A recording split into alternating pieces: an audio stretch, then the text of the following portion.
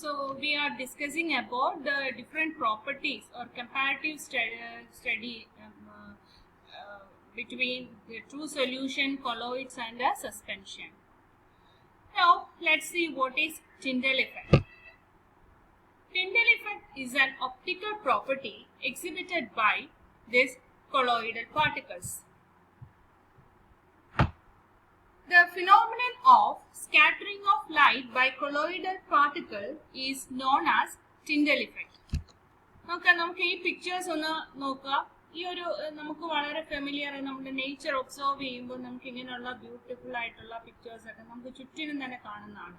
Okay, here you can see the path of that light അല്ലേ. ഈ ഒരു effect ഇത് എന്തുകൊണ്ടാണ് ഇങ്ങനെ വന്നിരിക്കുന്നത്, ഇങ്ങനെ ഒരു പാത്ത് നമുക്ക് കാണാൻ പറ്റുന്നത്? അതിന്റെ പുറകെ പോയാണ് നമ്മൾ ടിൻഡൽ ഇഫക്റ്റ് എന്നുള്ള ഒരു ഫിനോമിനലിലേക്ക് എത്തുന്നത്. ഇതിനെക്കുറിച്ച് സ്റ്റഡി സ്റ്റാർട്ട് ചെയ്തത് മൈക്കൽ ഫാരഡേ ആണ്. പിന്നെ അത് കണ്ടിന്യൂ ചെയ്ത ടിൻഡൽ വരെ, ടിൻഡൽ ആണ് അതിനുള്ള എക്സാക്ട് കാര്യം മനസ്സിലാക്കി പറഞ്ഞു തന്നത്.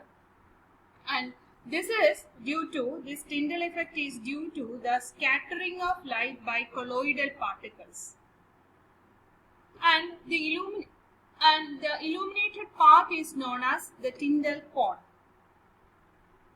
It is appreciable in lipophobic salts. നമുക്ക് അടുത്ത ഒരു സെഷനിൽ എന്താണ് ലിപ്പോഫോബിക് സോൾട്സ് എന്നും ലിപ്പോഫിലിക് സോൾട്സ് എന്നൊക്കെ ഉള്ളത് നമുക്ക് പറയാം. And it is appreciable in lipophobic salts. Phobic എന്ന് പറഞ്ഞാൽ ഫിയറിംഗ് എന്നുള്ള അർത്ഥമാണ്. അപ്പം സോൾവെന്റ് ഫിയറിംഗ് ആയിട്ടുള്ള കൊളോയിഡൽ പാർട്ടിക്കിൾസ്, അതാണ് തൽക്കാലം ഇപ്പൊ അത് മനസ്സിലാക്കുക. Lyophobic salts. This is due to there is appreciable degree of differences in the refractive indices of dispersed phase and dispersion medium. Okay, അതുകൊണ്ടാണ് ഈ ഒരു ടിൻഡൽ ഇഫക്റ്റ് ഇത്രയും പ്രോമിനന്റ് ആയിട്ട് ലയോഫോബിക് സോൾസിനകത്ത് കാണപ്പെടുന്നത്. നോക്കുക, ഇത് ഒരു ട്രൂ സൊല്യൂഷൻ ആണ്. ട്രൂ സൊല്യൂഷനിൽ നമുക്ക് എന്ത് കാണാൻ പറ്റുന്നില്ല, ഈ ഒരു ടിൻഡൽ ഇഫക്റ്റ് കാണാൻ പറ്റത്തില്ല. And this is A colloidal solution. ഈ കൊളോയിഡൽ സൊല്യൂഷനിൽ എന്ത് കാണാൻ പറ്റുന്നുണ്ട്, നമുക്ക് ആ പാത്ത്, ലൈറ്റ് പാത്ത് കാണാൻ പറ്റുന്നുണ്ട്. ആൻഡ് ഇത് ഈ ഒരു കൊളോയിഡൽ പാർട്ടിക്കിൾസിന്റെ അല്ലെങ്കിൽ കൊളോയിഡൽ സൊല്യൂഷന്റെ ഒരു പ്രത്യേകതരം ഒപ്റ്റിക്കൽ പ്രോപ്പർട്ടിയാണ്. Now, the next property of this colloidal particle is Brownian movement. Brownian, നമ്മൾ റോബർട്ട് ബ്രൗണിനെ കുറിച്ച് നേരത്തെ പറഞ്ഞിരുന്നു, ഓൾറെഡി ഡിസ്കസ്ഡ് ആണ്. ഇറ്റ് ഈസ് ഈ ട്രൂ സൊല്യൂഷൻ ഇങ്ങനെ ഒരു ബ്രൗണിയൻ മൂവ്മെന്റ് കാണിക്കുന്നില്ല, ബട്ട് കൊളോയിഡൽ പാർട്ടിക്കിൾസ് കാണിക്കുന്നുണ്ട്. അതുപോലെ തന്നെ സസ്പെൻഷൻസ് ചില ടൈപ്പിലുള്ള സസ്പെൻഷൻസ് ഈ ബ്രൗണിയൻ മൂവ്മെന്റ് എക്സിബിറ്റ് ചെയ്യുന്നുണ്ട്, ചിലത് കാണിക്കുന്നില്ല. Okay, and let's see what is meant by this Brownian movement. Brownian movement is a kinetic property. Okay, ഇവിടെ നിങ്ങൾക്ക് കാണാൻ പറ്റും ഈ മോളിക്യൂൾസ് മൂവ് ചെയ്യുന്നത്. ബ്ലൂ കളർ ഡോട്ട്സ് കാണുന്നത് നിങ്ങളുടെ dispersion medium, molecules of the dispersion medium, അത് ലാർജ് ക്വാണ്ടിറ്റി ആണ്. റെഡ് ഡോട്ട്സ് കാണിക്കുന്നത് ഡിസ്പേഴ്സീവ് ഫേസിന്റെ പാർട്ടിക്കിൾസ് ആണ്. നമുക്ക് അത് തമ്മിൽ എന്ത് ചെയ്യുന്നുണ്ട്, ബൊമ്പാർഡ് ചെയ്ത് ഇടിച്ചിട്ട് തെറിച്ച് പോവുകയാണ്. ഓക്കെ, ഒരു സിഗ്സാഗ് മോഷനിലാണ്, സിഗ്സാഗ് രീതിയിലാണ് ഇവരുടെ മൂവ്മെന്റ് നടക്കുന്നത്. Okay, it is a kinetic property. പിന്നെ നമുക്കൊരു റെപ്രസെന്റ് ചെയ്യാവുന്ന ഈ രീതിയിൽ നമുക്ക് റെപ്രസെന്റ് ചെയ്യാം. ഒരു പാർട്ടിക്കിൾ എടുത്തു കഴിഞ്ഞ് ഇങ്ങനെ സിഗ്സാഗ് രീതിയിൽ മൂവ് ചെയ്യും. It is a kinetic property. The phenomenon was observed by the English botanist Robert Brown in 1927. And we can define this Brownian movement as the continuous, rapid, zigzag movement of colloidal particles in the dispersion medium. Okay, it is the continuous, rapid, zigzag movement of colloidal particles in dispersion medium is called a Brownian movement. This is due to the bombardment of colloidal particles by the molecules of the dispersion medium. Okay. Now let's see different types of colloids. There are two classical subdivisions of colloidal systems. We can classify them as lyophilic and lyophobic salts. Lyophilic എന്ന് പറഞ്ഞു കഴിഞ്ഞാൽ ലയോഫിലിക്കിന് എന്താണ് അർത്ഥമാക്കുന്ന solvent loving. ഫിലിക് എന്ന് പറഞ്ഞു കഴിഞ്ഞാൽ loving എന്നുള്ള meaning ആണ്. Okay, lyophilic means solvent loving. Okay, and അല്ലെങ്കിൽ സോൾവെന്റ് ലവിങ് അല്ലെങ്കിൽ ലിയോഫിലിക് സോൾട്സിനെ നമുക്ക് എന്തെന്ന് പറയാം, ജെൽസ് എന്ന ഒരു കാറ്റഗറിയിലാണ് പെടുത്തുന്നത്. And second type is lyophobic. Now let's see the examples of lyophilic gels, lyophilic colloids: gelatin in water, rubber in benzene, cellulose in cellulose nitrate, or cellulose acetate in acetone.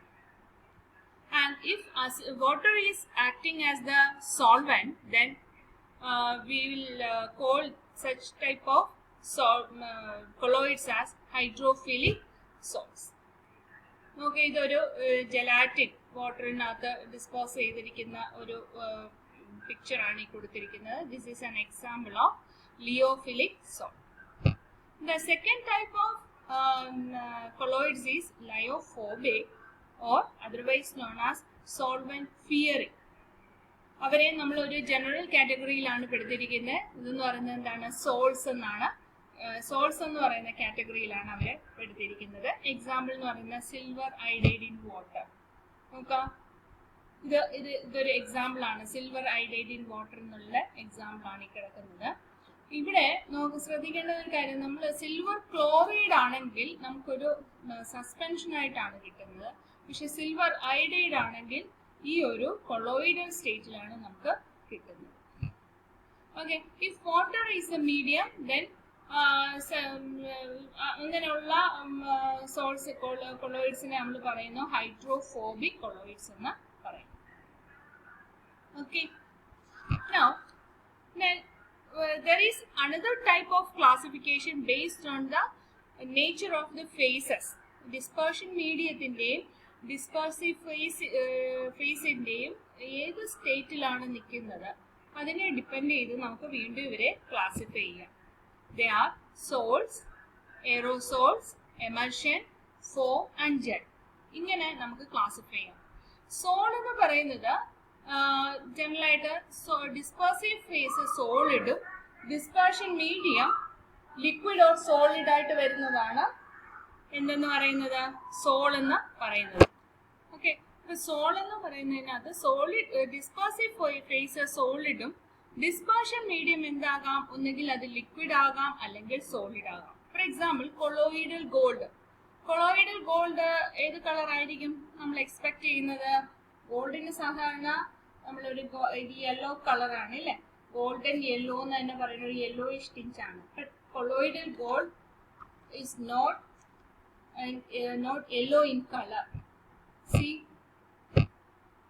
This is colloidal gold solutions ആണ് കൊടുത്തിരിക്കുന്നത്. ഈ ഗോൾഡിന്റെ dimensions വ്യത്യാസപ്പെടുത്തുന്നതിനനുസരിച്ച് അവരുടെ എന്താണ് കളറിൽ വ്യത്യാസം വരുന്നുണ്ട്. അപ്പം അത് നാനോമീറ്റർ സൈസിൽ 1 to 100 നാനോമീറ്റർ റേഞ്ചിലേക്ക് മാറുമ്പോൾ പല 1 to 100 നാനോമീറ്ററിനുള്ളിലുള്ള പല റേഞ്ചസിലും പല കളേഴ്സ് ഇത് എക്സിബിറ്റ് ചെയ്യുന്നുണ്ട്. സി, ഇതാണ് അതിൻ്റെ ഒരു പാറ്റേൺ ആ കൊടുത്തിരിക്കുന്നത് കൊളോയിഡൽ ഗോൾഡ്. ഓക്കെ, അപ്പം എപ്പോഴും ഗോൾഡിന് യെല്ലോ കളറാണെന്ന് നമുക്ക് പറയാൻ പറ്റത്തില്ല, ഇങ്ങനെ നല്ല ഭംഗിയുള്ള കളേഴ്സും അത് ഉണ്ടാകുന്നുണ്ട്. Then another example is ruby glass, in which dispersive phase is solid and dispersion medium is again it is solid. Ruby glass in നോക്കുക, ഇത് നോക്കുക, this is ruby. ഈ റൂബി ഉണ്ടാക്കുന്നതെന്ന് പറഞ്ഞു കഴിഞ്ഞാൽ ഗോൾഡ് ഗ്ലാസ് ആണ്, ഗോൾഡ് പാർട്ടിക്കിൾസ് ഇൻ ഗ്ലാസ്, അതിനാണ് നമ്മൾ റൂബി എന്ന് പറഞ്ഞ് കൊടുക്കുന്നത്. Okay, now the another type is aerosol. Liquid dispersive ഫേസും ഗ്യാസ് ഡിസ്പേർഷൻ മീഡിയം ആയിട്ട് വരുന്നതാണ് എയറോസോൾസ് എന്ന് പറയുന്നത്. Example fog, cloud, sprays etcetera. Okay, fog അതുപോലെ ക്ലൗഡിനകത്തൊക്കെ ലിക്വിഡ് ഡിസ്പേഴ്സീവ് ഫേസും ഗ്യാസ് ആണ് എന്തെന്ന് പറയുന്ന ഡിസ്പേർഷൻ മീഡിയവുമായിട്ട് നിൽക്കുന്നത്. ഓക്കെ, ഫോഗും ക്ലൗഡും എല്ലാം അതിന് എക്സാമ്പിൾ ആയിട്ട് നിൽക്കുന്നതാണ്.